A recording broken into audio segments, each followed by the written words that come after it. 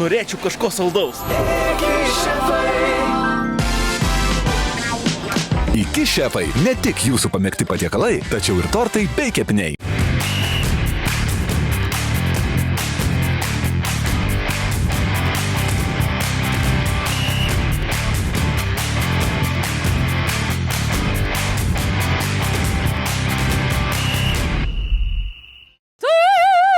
Iki šefų kovos. Desertai. Wow! Čia yra mokslas, yra magija. Kaunasi ne tik konditeriai. Ant kortos 10 000. Kovon stoja ir jų pagalbininkai. Nu, tu man dar rinktelsi. Chaosas. Monika, streso lygis. 8. Ant panikos, ant tokio klikimo, nesivaldymo. Ir saldų sprendimai.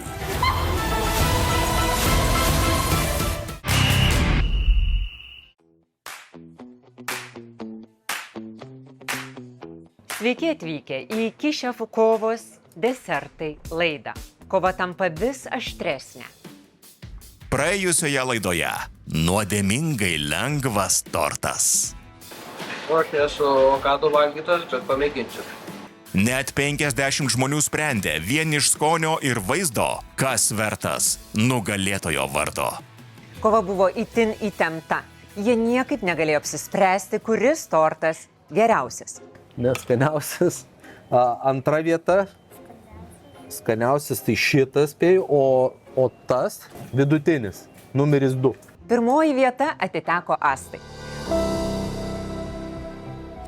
Nežinojau, kokie bus rezultatai, nes drąsus buvo sprendimas rinktis avokadus kaip ingredientą ir daryti augalinės kilmės pilnai desertą.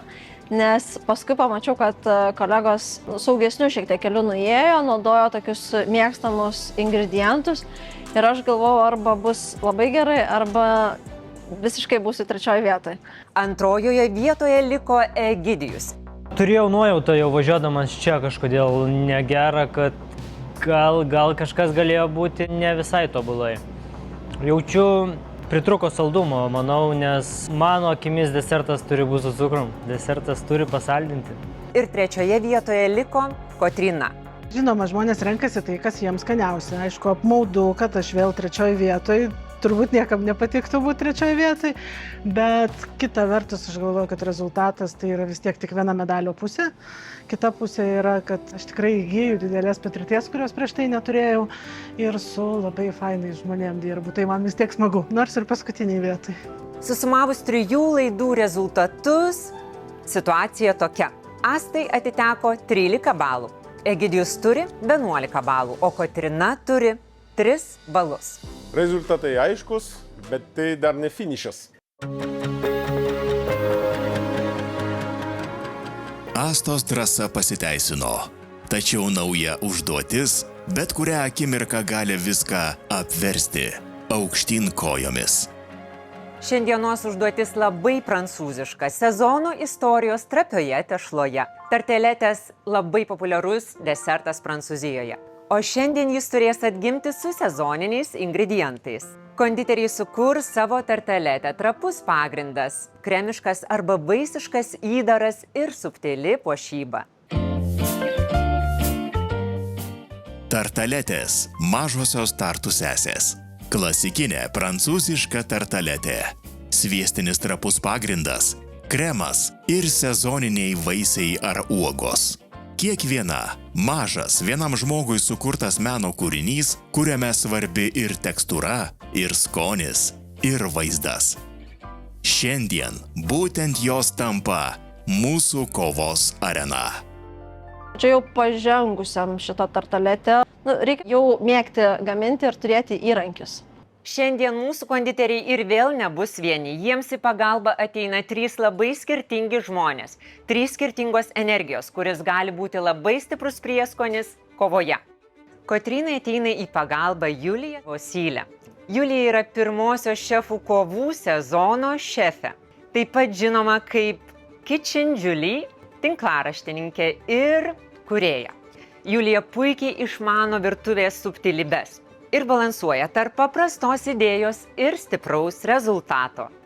Aš truputį esu įpratusi galbūt šitoje situacijoje maisto gamybos sferoje suktis prieš kameras.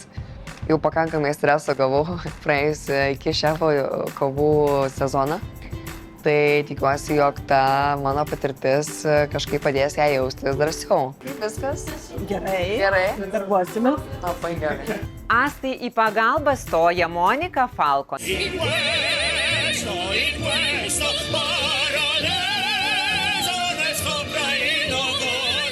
Žinoma, operos solistė pasirodanti Amerikos ir vakarų Europos scenoje. Čia labai yra sudėtingas toks desertas. Man neteko jo niekada ir ragauti, ir gaminti, bet dabar turbūt mokėsiu. Pas mane. Aš ateinu. Labas. Pas jūs labai Asta. diena. Monika, labai malonu. Mes šiandien būsim saulės. Arba veruškos.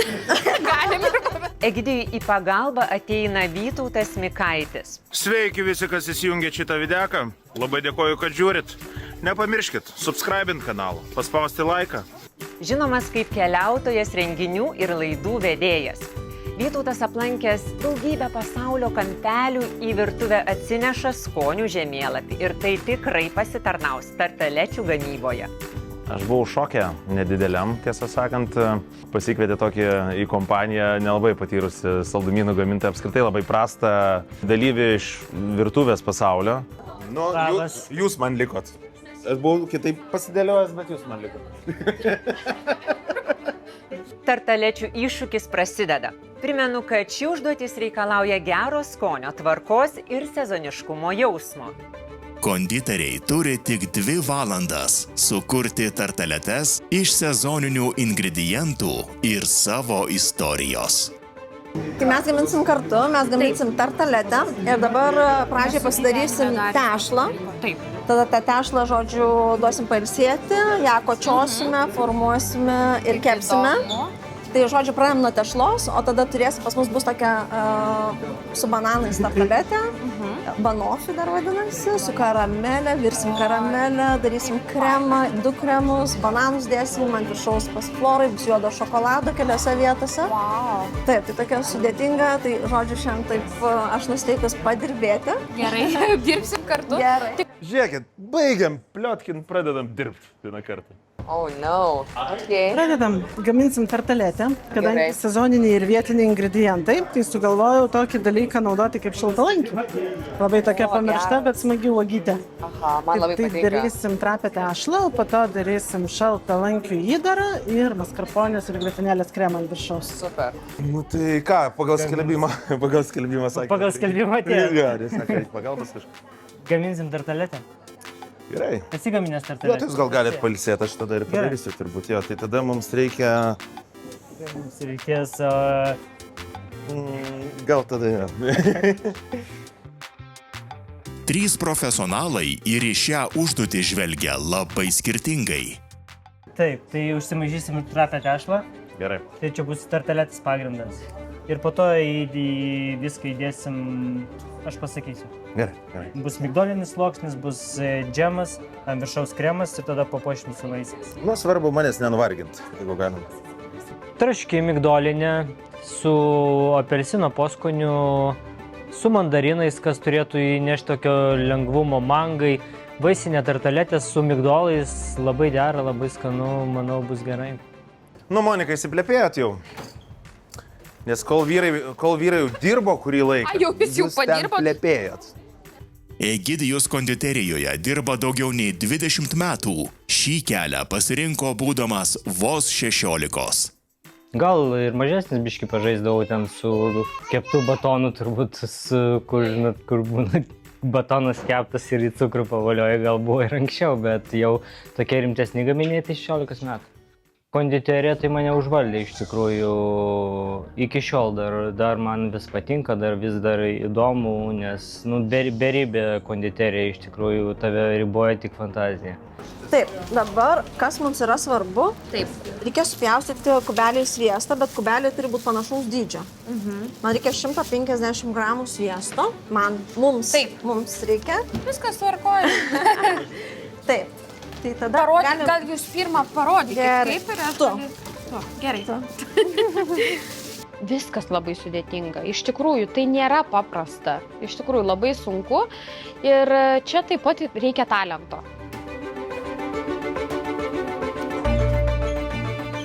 Man atrodo, ta pirštinė iššaus kažkur. Tačiau panašu, kad vien pasiruošti Vytautui prireiks visos 1 valandos. Net pirštinės jam tampa iššūkiu. Gal kas nors man tą pirštinę užmauti? Nu, palauk, aš papūsiu pirmą.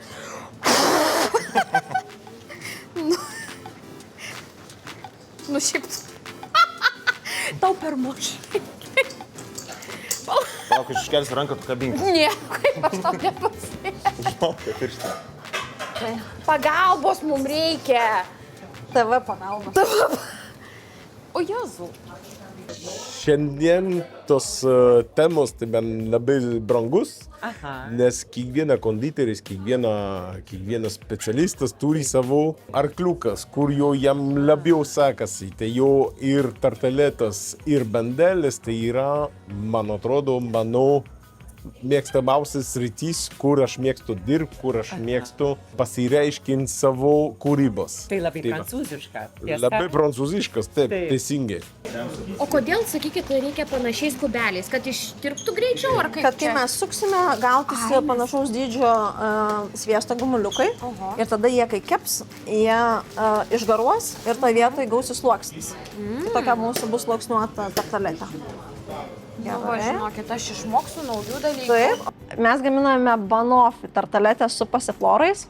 Tai įdaras pas mane bus juodas šokoladas, tada jis mūsų pagaminta karamelė, tada vanilinis plikytas kremas, tada bananas, tada maskarponės grietinėlės kremas, tada tarkuosim juodą šokoladą ir tada ant viršaus šviežio pasifloro. Tai tokia daug sluoksnių, daug skonių, bet bendra visuma, jinai tikrai labai apdovanojanti yra.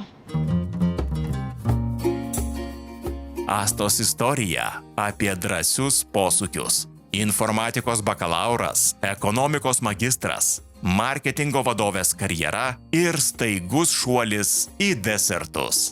Aš labai mėgau desertus ir mėgstu likščioliai, bet atsiradau nuo buvimo tokia aktyvia ir dažna desertų ragautoja ir valgytoja. Bet kad tai taps mano kasdienybė tokia, ne, niekada negalvojau. Net minties tokios nebuvo. Bet čia turbūt svarbu labai yra tikslumas, ar ne? Labai. Gramas į gramą. Bet taip. Labai įdomu, kad mes tikrai tiksliai 150 gramų. Taip, nesu dar mačius, kad taip tiksliai. Mes profesionalai. Jūs tai tikrai? Mes profesionalai šiuo metu. 20 mums reikia. Va, nu jūs nuostabi, tiesiog viskas tikslu. Ir greita. Asta vėl pasirenka sudėtingesnį kelią. Ji tiki, lengvi sprendimai pergalių neatneša. Reguliariai mes turim tartaletės, tik yra lengvesnės tartaletės ir yra sudėtingesnės. Tai šiandieną rinkausi sudėtingesnę tartaletę, tikrai. Nei aš mėgstu su ją dirbti, nei komanda, jau kaip pasakai, kad reikės daryti tas tartaletės, visi sako, Aš visą laiką desertuose ieškau ne per didelio saldumo. Tai aš visą laiką galvoju, kad ir sveika ar nebūtų ir... Ne, desertai, jisai yra ne apie sveikumą, jis apie malonumą. Kad tu valgytum, sakytum, Taip, teisybė. O ne taip... Nes, neverta tada. Taip, va. Priaugti kilogramų ir jeigu neskabu. Taip. Jūs tą patį gaminat, ką ir mes, ar ne? Visi tartaletę daro, ne? Taip. Kodėl mes čia dar malamės toj stadijoje? Gerai, ką galiu padėti? Aš pastebėjau, kad Asta labai profesionališkai valdo situaciją. Jinai jau išnaudoja labai šaltos ingredientai, tuo labiau jinai jau išmaišė tešlos. Ne tradicinis būdas. Čia yra 100% garantuotas traškumas. Aha, pasisekimas, traškas. Taip. Traškumas tai bus kaip sausainiai. Kotryna, kaip visada, ieško autentiškumo savo desertams. Ji drąsiai renkasi lietuvišką, bet tartaletėms neįprastą skonį. Šaltalankius. Kodėl šaltalankiai šiaip? Tiesiog kilo tokia mintis? Nes sezoninis vietinis, aš galvoju, kad mes nepernelyg kažką turim iš tų sezoninių vietinių, obuoliai, kriaušės, kas ten dar galėtų būti. O norėjosi kažko su rūgštele, smagiau. priėmiau tai kaip iššūkį. Man kaip tik buvo įdomu atrasti kažką, kas nėra visiškai kasdieniška, nors ir atrodo pas mus viskas niūru ir dabar nieko nėra, vien tik tai moliūgai, kriaušės ir obuoliai. Bet gerai pagalvojus, atradau tos šaltalankius ir tom džiaugiausi. Iš tikrųjų, kai paskelbėm rezultatus, aš pastebėjau, truputėlį nusiminimą Kotrynos veide. Tai yra konkursas, mes matom, kad stengiasi ir kad jau, Stengiasi labai. kaip aš pasakiau, pati pradžia, viską gali pasikeisti. Tai labai tikėkime, kad tas ūpas nenukrito tiek, kad pakištų koją toliau gaminant ir šiandienos deserto rezultate nebus matyti. Dar taip žiūriu, kaip mes taip viską moka. O. Aš tai gavau profesionalį, tik asistuoju, viską dar. Julija – pirmojo iki šefų kovų sezono šefė. Jai gerai pažįstamas jausmas, kai pirmose laidose tenka atsilikti nuo kolegų. Bet ji žino ir kitą tiesą. Su kiekviena laida viskas gali apsiversti. Svarbiausia – nenuleisti rankų. Aš manau, kad Kotryna tikriausiai yra susinervinusi iš to situacijai ir jau norėtų, kad, kažkas prabalsuotų už ją. Tai aš labai tikiuosi, kad šiandien bus ta diena ir labai laikau už ją špygutes ir palaikau, labai šilta Kotryna, labai miela, žinau, kad žiauriai stengiasi. Labai nori visiems parodyti, ką jinai sugeba ir tikrai suprantu, kad jinai sugeba daug, bet dar nespėjo to atrasti žmonės. Tai... O kada čia pas mus perikūras? Jau nori, ne? Jau reiktų gal pailsėti. 2 valandas gaminsim. 2 valandas.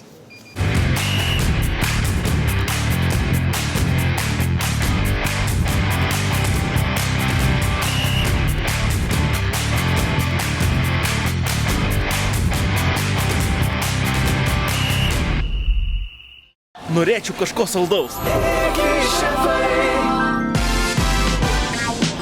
Iki šefai ne tik jūsų pamėgti patiekalai, tačiau ir tortai bei kepiniai.